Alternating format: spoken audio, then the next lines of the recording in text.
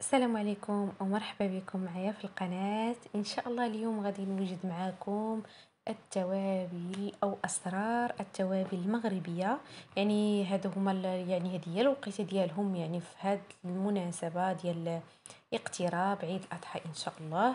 غادي نحضر معكم ثلاثة الأنواع ديال التوابل، بما أن التوابل ديالي يعني عجباتكم في الفيديو السابق اللي كنت وجدت معكم.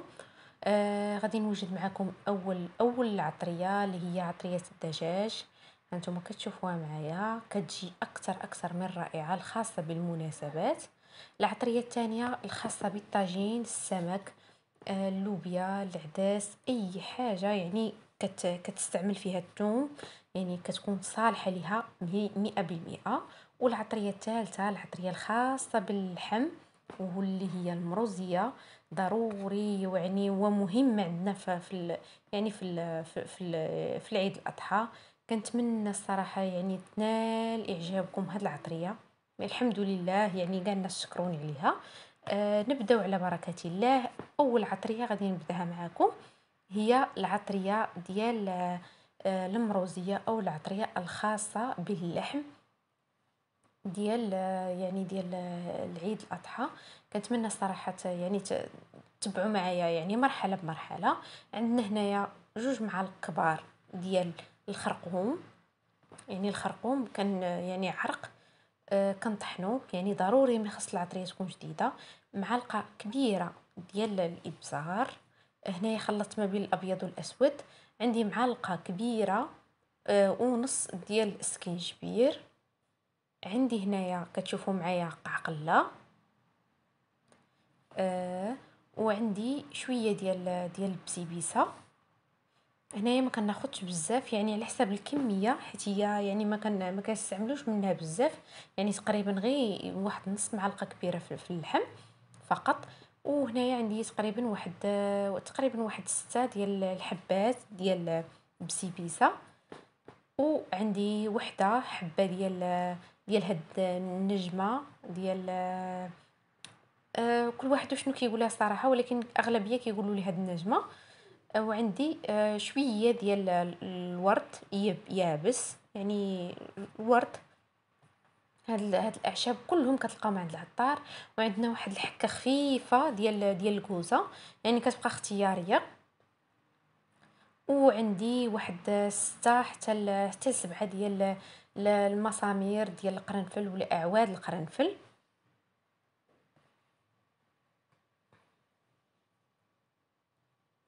عندي هنايا الزعفران الحر.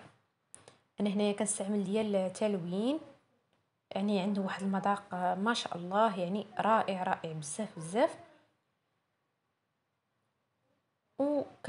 كناخد معلقه كبيره ديال خدنجال مطحون، وديال الجوزه الصحراويه مطحونه حتى هي.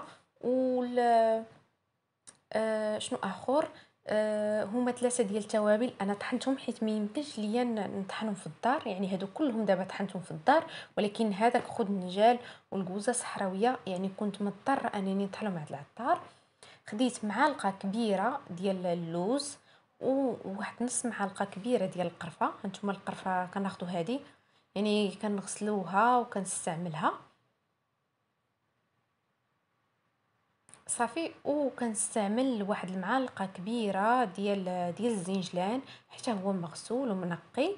ضروري هاد التوابل كلها كناخدها يعني وكنطحنها عندي انا. كما قلت لكم طحنت هادو عندي غير في الدار، مع العلم انني شريت العطريه جديده، يعني القرفه والسكينجبير والخرقوم والابزار والقرفه والخدنجال والجوزه الصحراويه. يعني ضروري خاصنا نكونوا طاحنينهم، وخاصهم يكونوا جداد، باش النكهه ديال العطريه كتكون اكثر من رائعه. وانا متاكده بلي الا جربتوا هاد الطريقه هذه وكتطلع اقتصاديه ونقيه، يعني كنصاوبوها في الدار، ما كتكونش يعني زعما العطار ما كنعرفوش شنو كيدير فيها، يعني من الاحسن. صافي. وهنا غادي ندوز المرحله الثانيه اللي هي العطريه الخاصه بالدجاج، الخاص للمناسبات. يعني كنأكد على هذه المرحله. عندي هنايا 2 معالق كبار ديال القزبر. القزبر حبوب مطحون. وعندي 2 معالق كبار ديال الخرقوم عرق، وعندي معلقه كبيره ديال الثوم، يعني الثوم بودره. عندي هنايا اوراق سيدنا موسى، عندي هنا اكليل الجبل ولا الازير، يعني كيجي غزال تبارك الله في الدجاج. عندي معلقه كبيره ديال الزعتر، عندي معلقه كبيره ديال الكمون، وعندي معلقه كبيره ديال الابزار، ومعلقه كبيره ديال السكينجبير. يمكن لكم البنات تضاعفوا المقادير، شويه ديال القعقله، وواحد جوج يعني 2 حتى 3 الحبات ديال البسيبيسه، واكيد الزعفران الحر اللي ضروري وما كنتخلاوش عليه في الوصفات، يعني اللي كيكونوا ديال المناسبات، ضروري ضروري ومؤكد يعني من زعفران الحر. هادو هما التوابل ديالي. كما قلت لكم خاص العطريه اول حاجه تكون جديده، وثاني حاجه ورق سيدنا موسى والزعتر والازير خاصنا نغسلوهم ونكرموهم، يعني نخليهم ينشفوا في الصهد الفران ولا في شي مقله. وعاد ديك الساعات نطحنوا، يعني كنطحنوا التوابل كامله، يعني كنعاودوا نطحنوهم باش كيتخلطوا، كنحطوهم وكنخليوهم. يعني كتكون اكثر من رائعه هاد التوابل، يعني كيعطيو واحد ذوق زعما ما نعاودش لكم، يعني كيكون رائع بزاف بزاف. كنستعملوا منه تقريبا واحد نص معلقه كبيره ديال هاد العطريه اللي غنكونوا صوبنا ديال الدجاج ولا ديال اللحم. يعني في كل استعمال كتكون كما قلت لكم كيكون رائع. واخيرا وليس اخرا العطريه الخاصه كما قلت لكم بالحوت ولا بالطاجين، اللوبيا، العدس، كاع كنتصوتها معكم شحال هادي وعجباتكم بزاف. عندي هنا 2 معالق ديال الخرقوم، 2 معالق ديال القزبر يابس، 2 معالق كبار ديال السكينجبير، 2 معالق كبار ديال الكمون، معلقه واحده ديال الفلفل الحار، ومعلقه واحده ديال الفلفل الاحمر الحلو، معلقه كبيره ونص ديال الازير، 2 معالق كبار ديال الزعتر. ولهنايا الوريقات ديال سيدنا موسى، يعني ما كيأثروش على الوصفه. وعندي هنايا تقريبا واحد 4 المعالق كبار ديال الملح. وهنايا عندي 4 كيلو ديال الثوم، 200 غرام حتى ل 250 غرام. يعني الثومه ما كتضرش وكتعطي واحد، ما نعاودش لكم مين كنكون كنوجدها الكوزينه تبارك الله كتكون في واحد الريحه غزاله بزاف كاع.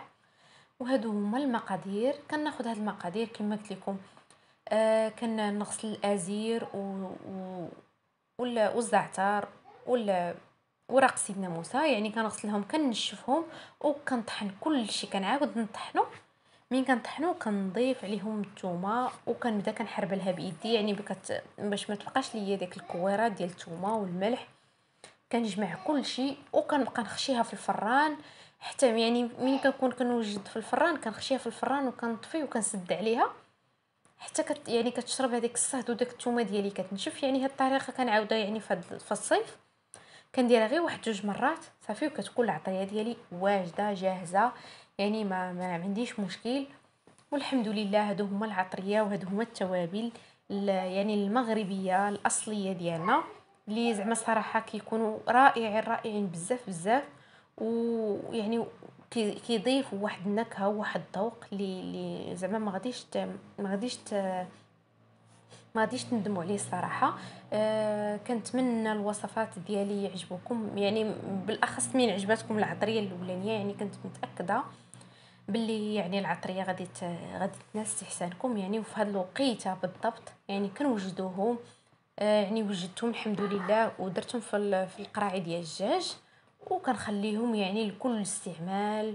ما نعاودش لكم كما كنقول لكم، يعني الدار كتولي فيها واحد الريحه ديال العطريه غزاله غادي تعجبكم ان شاء الله، يعني كما عجبتنا حنايا. صافي هذا هو يعني هذا هما 3 الوصفات ولا 3 الانواع ديال العطريه اللي قدمت معكم اليوم. كنتمنى وصفاتي الصراحه يعجبوكم، يعني وينالوا استحسانكم صراحه. ولا عجبكم الفيديو ما تنساوش تبارطاجيوه باش تعم الفائده يعني لكاع الناس ولا كاع البنات اللي زعما عندهم اهتمام بالطبخ والمطبخ. وهذا هو الشكل النهائي، وكنتمنى يعني نلتقاو في فيديو واحد اخر ان شاء الله باذن الله. وعاشركم مبروكه وشكرا لكم. وما تنساوش اللي كيشوف القناه يعني هذه اول مره يضغط على زر الاشتراك ويفعل الجرس باش يوصلوا كل جديد ان شاء الله. ونتلاقاو في فيديو واحد اخر ان شاء الله باذن الله. سلامه.